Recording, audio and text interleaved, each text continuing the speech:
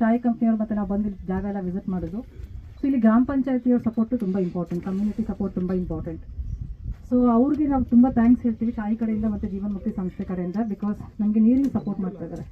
Next 2-3 ವರ್ಷ 3,000 ಗಿಡ ಇಲ್ಲಿ ಹಾಕ್ತೀವಿ. ಮತ್ತು ನಾವು ಟ್ರೆಡಿಷ್ನಲ್ ಪ್ಲಾಂಟೇಷನ್ ಅಂದರೆ ನಮ್ಮ ನೇಟಿವ್ ಬರೀ ದೇಸಿ ಗಿಡಗಳನ್ನೇ ಹಾಕ್ತಾ ಇದ್ದೀವಿ.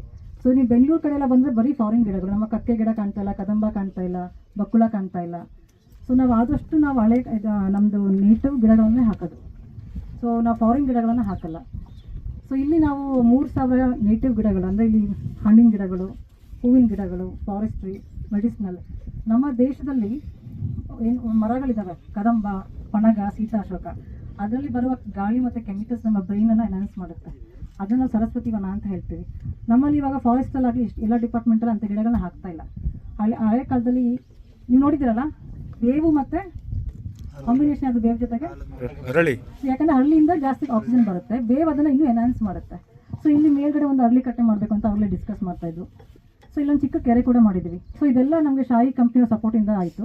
ಮತ್ತು ಇಲ್ಲಿ ಕಮ್ಯುನಿಟಿ ಪಾರ್ಟಿಸಿಪೇಷನ್ ತುಂಬ ಚೆನ್ನಾಗಿದೆ. ಇಲ್ಲಿ ಬಾರ್ಡಲ್ಲಿ ಹೊಂದಾಣಿಕೆ ತುಂಬ ಚೆನ್ನಾಗಿದೆ. ಸೊ ಅವರು ಪಂಚಾಯತಿ ಸದಸ್ಯರಿಂದ ಒಂದು ಮನವಿ, ದಯವಿಟ್ಟು 3 ವರ್ಷ ನಮಗೆ ನೀರು ಕೊಡಿ, 3,000 ಗಿಡ ಬೆಳೆಸಬೇಕು. ಸೊ ಇಲ್ಲೆಲ್ಲ 10 ಅಡಿ ಡಿಸ್ಟೆನ್ಸಲ್ಲಿ ನಾವು ಗಿಡಗಳನ್ನ ಹಾಕಿದ್ದೀವಿ. ಅದು ಇನ್ನೊಂದು ಸಿಸ್ಟಮ್ ಬಂದಿದೆ.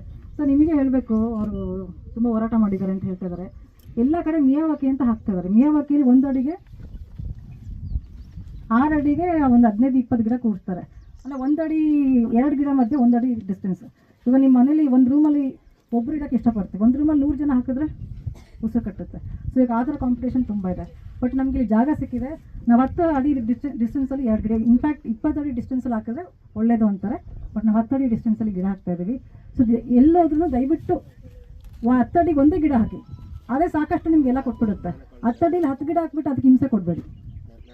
ಅದು ಕೂಡ ಇಸ್ ನಾಟ್ ನ್ಯಾಚುರಲ್. ಅದು ಜಪಾನೀಸ್ ಒಬ್ಬರು ಸೈಂಟಿಸ್ಟ್ ಯಾರೋ ಇನ್ವೆಂಟ್ ಮಾಡಿದ್ದು. ಬಟ್ ಪ್ರಕೃತಿ ನೀವು ಕಾಡಲ್ಲೆಲ್ಲ ಹೋದರೆ, ನಮ್ಮದು ಟ್ರಾಪಿಕಲ್ ಕ್ಲೈಮೇಟ್.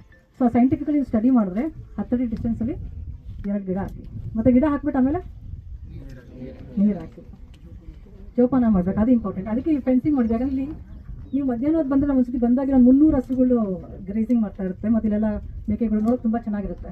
ಸೊ ಕಾಪಾಡೋಕ್ಕೆ ನಾವು ಈಗ ಟೆಂಪ್ರರಿ ಒಂದು ಫೆನ್ಸಿಂಗ್ ಹಾಕಿದ್ದೀವಿ. ಸೊ ಅದು ಹಾಕಿದ್ದೀವಿ. ಸೊ ಅಷ್ಟು ಕಮಿಟ್ಮೆಂಟ್ ಇದೆ. ಸೊ ನೀವೆಲ್ಲ ಇವತ್ತು ಗಿಡ ಹಾಕಿ ಹೋಗ್ತೀರಾ, ದಯವಿಟ್ಟು ಬರ್ತಾಯಿರಿ. ತಿಂಗಳಿಗೆ ಒಂದ್ಸತಿ ಬನ್ನಿ, ಬಂದ್ಬಿಟ್ಟು ನೀರು ಹಾಕಿ ಮೇಂಟೆನೆನ್ಸಿಗೆ ಬನ್ನಿ. ಯಾಕಂದರೆ ಹಾಕ್ಬಿಟ್ಟು ಹೋಗೋದಲ್ಲ, ಒಂದು 3 ಇಯರ್ಸ್ ಇನ್ವಾಲ್ವ್ಮೆಂಟ್ ಮಾಡ್ಕೊಳ್ಳಿ, ಆಯಿತಾ.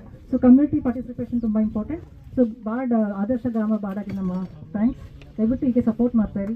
ಕಲ್ಗುಂಡಿ ಸರ್ ತುಂಬ ಥ್ಯಾಂಕ್ಸ್. ಹಾಗೆ ನಾಗಯ್ಯ ಸರ್, ಶಾಯಿ ಕಂಪ್ನಿ.